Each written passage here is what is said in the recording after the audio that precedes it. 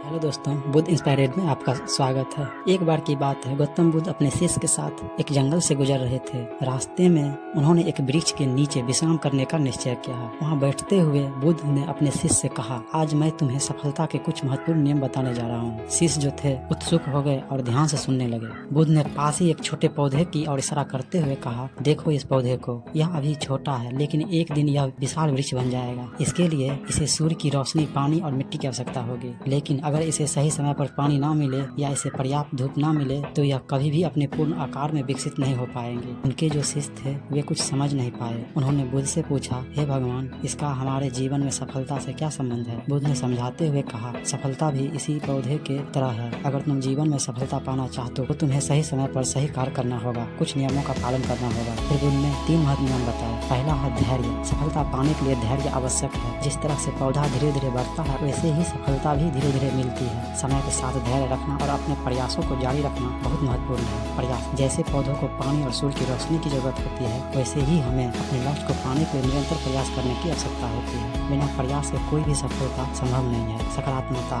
जैसे पौधे को स्वस्थ बढ़ाने के लिए अच्छी मिट्टी की जरूरत होती है, वैसे ही हमें सकारात्मकता की जरूरत होती है। नकारात्मक विचारों को त्याग कर हमें हमेशा अपने लक्ष्य की ओर सकारात्मक दृष्टिकोण रखना चाहिए। बुद्ध ने कहा, अगर तुम इन तीनों नियमों का पालन करोगे तो निश्चित ही तुम्हें जीवन में सफलता मिलेगी।